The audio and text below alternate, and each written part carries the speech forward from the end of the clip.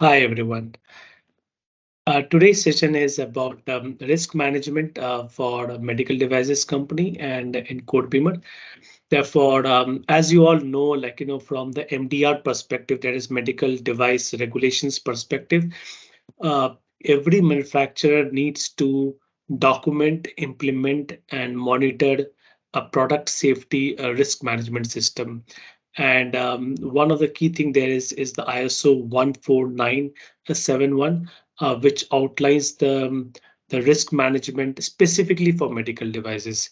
And what we are going to see today is how Codebeamer adheres to this standard, so that if you use Codebeamer, you can use the template, and the template gives you a good guideline to make sure that when you create a project or when you create a medical device based on this project, at least it adheres to ISO 14971.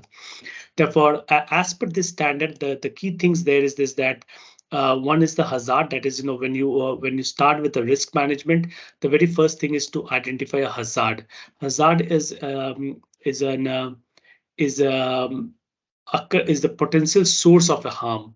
That means that this is the key thing, which is the potential source of a harm, and hazard leads to a hazardous situation, which is more about a circumstances under which the harm happens, or it is a circumstances under which one or more hazard happens. That's a better way to define. And then this both leads to harm. Harm is the real injury or the damage to the person or to the environment or to the property. Now, based on this, you decide the risk. So therefore, this is part of the risk analysis, and based on the probability and the severity of the harm, you define the RPN of a risk.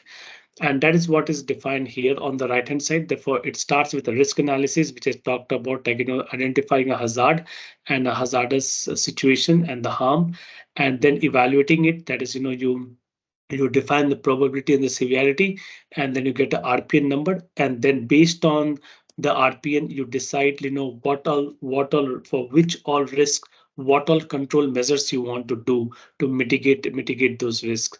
And despite your control measures, if something is left out, that is a residual risk. You again, evaluate that residual risk, and so on. But therefore, this is a cyclic process, even though it's shown in a linear way, but it's a cyclic process. And each of this, what I've highlighted here, these are all trackers. Therefore, there's a tracker for hazard, there's a tracker for hazardous situation, and there's a tracker for harm, there's a tracker for risk and evaluation, and there's a tracker for risk control. And that is what we'll see in the Codebeamer. Now, before I move to Codebeamer, just to also quickly outline the agenda for the demo. Therefore, I already talked about the first item, that is the context for this session. The second and third is about two different projects. Therefore, first, before I get into creating something and so on, I thought, first I will show you an existing project so that it's easy for me to use an existing project and walk through this complete process. And that will be for a product known as glucose meter. And the second one will be where I will try to create a stuff, like I'll try to create a hazard and hazardous situation and a harm and so on, and show you the process as well. So this is the plan for today's demo. Now with this, I close this and I move to the system directly. Now, first I will open up empty project. So this is an empty project, but it uses the medical device template. Therefore, but as you see here, okay, there are some data here and there, but otherwise there is no data here. All are 0 by 0. And then there is another project which has data in it, and this also is created using the same medical device template, and this has data in it. And if I go to the system requirement, this is about the glucose meter, and it has got all the stuff here. Therefore, instead of going to the complete V model, I'll just try to focus this session for around risk management. Therefore, I go to hazard and I start from here. Therefore, as you see here, there are like 5 hazards defined here. like a strip used for blood sampling is broken. So this is one of the hazard, because the strip which you're using for blood sampling is broken. Therefore, it it is the source of the harm, basically, because of this, the I'll not say that the person will be injured, but it's like it's will give a wrong reading, right? Therefore, it's not correct. Therefore, this is hazard, and then it leads to hazardous situation, which is about a circumstances where one or two hazards can happen. So therefore, these are the situations. Okay, and then we also talked about harm, and this is the real injury, right? Therefore, the glucose overdose and so on. So this is something which is injury or a damage to the patient, and this should be prevented. And this is what is the risk, basically. Now, with these three things, as we talked about, the hazard, the situation, the harm, you do the risk analysis, right? So as part of the risk analysis, you find these things, okay, and then you create this risk. So therefore, right now, I have created 5 risks. The one is like a broken strip, and the other is the user interface for glucose level indication, and so on. So these are the 5 risks which we see here. And for each risk, like if I go any one of this risk like broken strip, you will see like it is connected to a hazard. It is connected to hazardous situation, and is also connected to a harm for which you are creating this risk. And based on this analysis, you define the severity of it and the probability. The severity is like what is the level or the impact on the patient. Okay, like in this case, it is catastrophic, and then the probability is like how often do you see this will happen, that the strip which is used for blood sampling is broken. So this is occasional. Now with this, this is how you quantify your risk. And for every risk, like in this case, like since the risk is unacceptable, for majority of the risk, like which are unacceptable, you will have a risk control measures defined. Therefore, if I go here uh, onto the risk control measures, and if I go to the document view so that I can see all other risk control measures, therefore there are 5 risk control measures here, and the one which I came was across was strip validity check. So this is a check, this is a risk control measure for broken strip. The same way you have risk control measures for other different risks which were identified earlier. Now, for each of this, like suppose once you have defined the risk control measure, then you need to do the downstream part, like how are you going to get it fixed. So in many cases, like I don't know, for strip validity check, there's none. But for example, for invalid temperature range indication for patient, right? There is a downstream requirement defined, and this is about a system product requirement mitigation requirement. Like for example, let me go here. This is a system product risk requirement mitigation. Therefore, you are creating from this risk, you are creating a requirement for mitigating this risk. And if I go further into this, you may have a further downstream there. Like for example, if I go further into this, like for all of these mitigation requirements, like the first one, startup test for LCD. Now, if I go further, then from here on, you define your system architecture element. You define, the software part of it, so software requirement if required, and so on, or non-system requirement spec, and so on. So basically, from you use this mitigation to do your development. So you can derive your hardware requirement, a software requirement, and then the test cases, and then you do the testing, and then this risk get mitigated. So this is the overall risk management process. And it is very well seen from the traceability metrics. So let me go back to the risk and show you the traceability metrics. Therefore, I go back again to risk analysis and evaluation, which is actually your risk. And now this is a tabular view. I'm just going to the document view, much better way to see. And then there's a traceability browser here.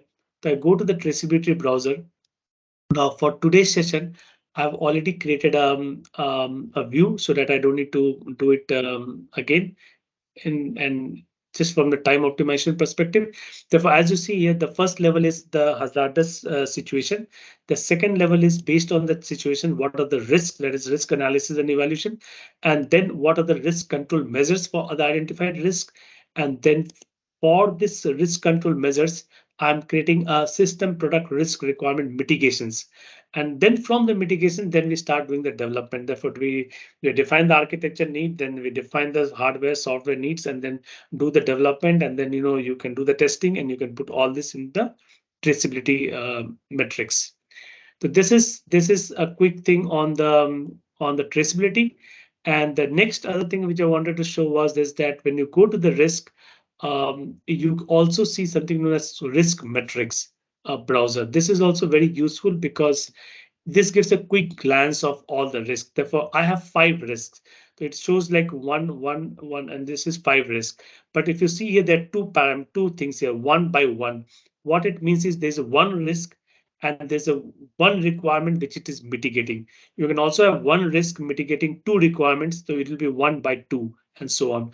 Whenever you click here, you will see this very clearly that this is the risk and this is the requirement. This could be a requirement or could be a risk control measures, which is a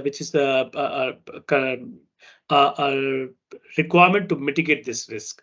So therefore, you see this in pair.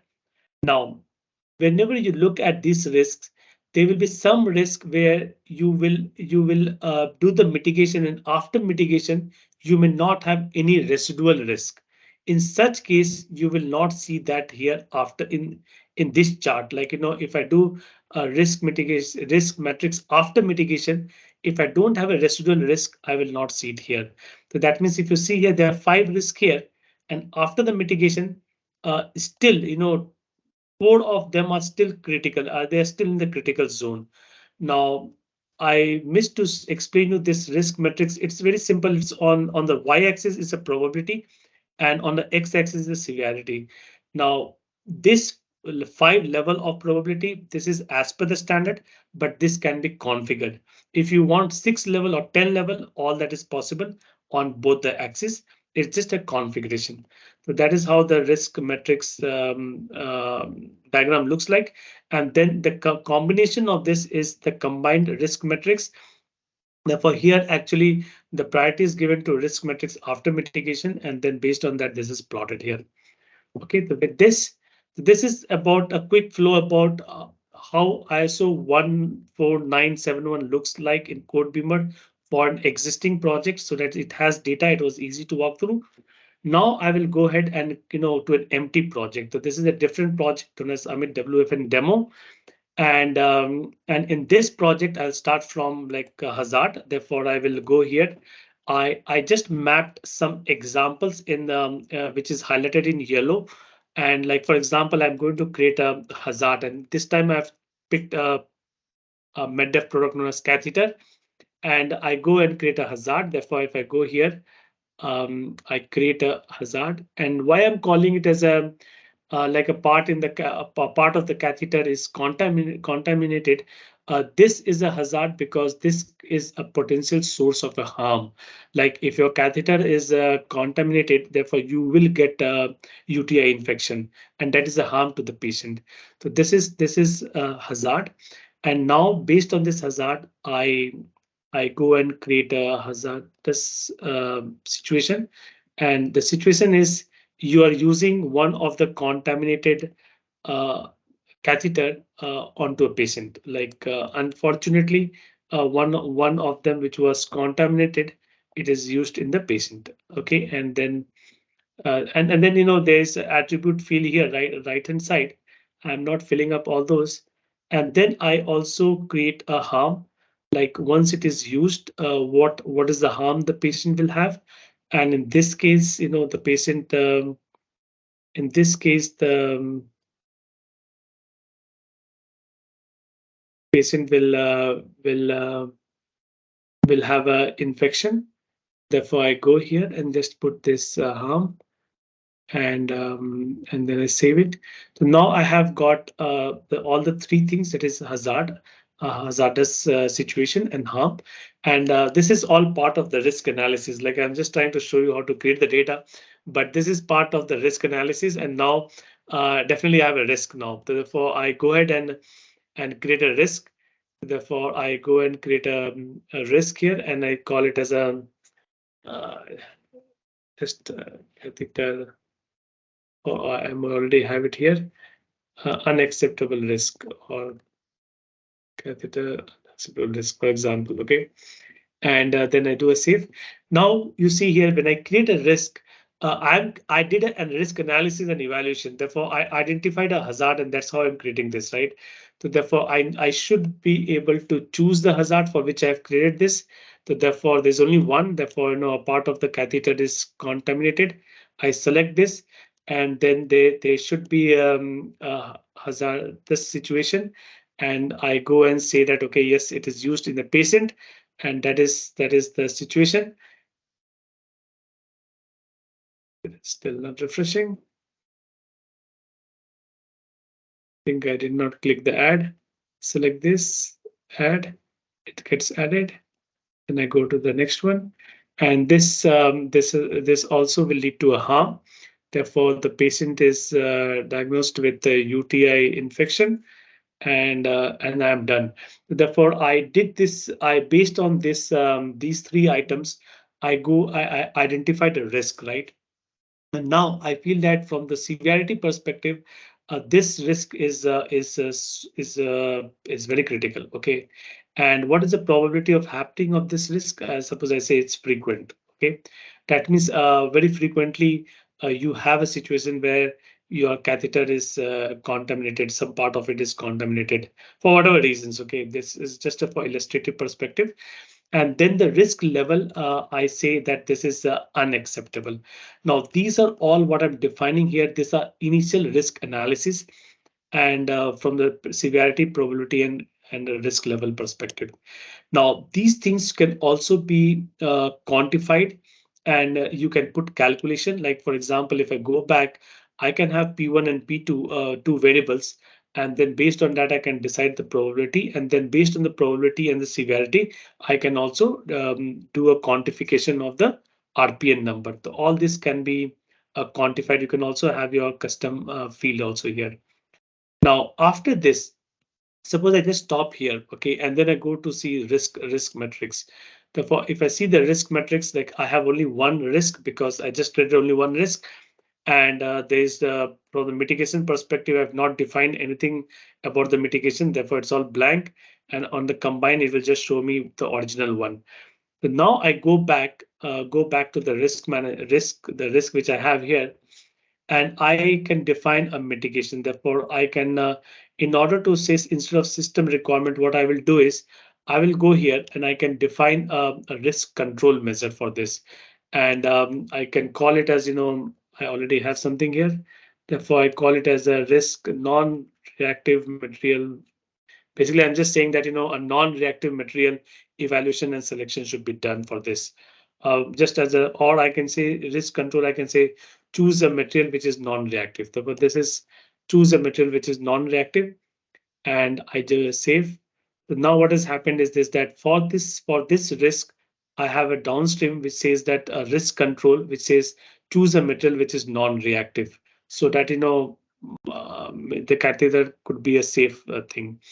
Now with this control measures, now I feel that with this control measure in place, the residual severity could be lowered now. Therefore, I say that let me keep it serious, okay, not critical. I move it to serious, and the probability I would still keep it as occasional, okay, just to show you in the graph. So therefore, if I do this way, and then when I go to the risk matrix diagram, then you will see that okay, I have one risk, but for that risk, I also have a requirement. I also have a mitigation in place. And then if I go here, even though I have implemented a mitigation, but still the probability is still occasional, and and it is not critical, but it is still serious. So therefore, when I go here in the combined risk matrix, I will see the plot in this point. Now, if I go back again and say that no, okay, with this control measures, I am very confident, or the risk, the severity of the residual risk is negligible, and the probability is also improbable. For example, okay, now when I go back to my risk matrix diagram, I will see that okay, means this was my initial risk, and there's a control measure defined for it. But when I come to the risk matrix after mitigation, I see that okay, now it has moved to the green zone and it is in this level. This way, you can define the complete flow, and then you can look at the traceability metrics. Right now, I don't have anything much here, therefore it is. If I go to the traceability metrics, I need to set up this. But suppose if I just go here and say that for this project, for this risk analysis and evaluation, show me what is the risk control you have, for example. And then I can see that okay, there's only one risk and there's one risk control. And like this, if I have built, and after this risk control, I can define, the further requirement, and then I can use that requirement to define the architecture updates and the design updates and the hardware software stuff, and then the testing. So this is a quick thing about the risk management for medical devices using CodeBeamer. Thanks.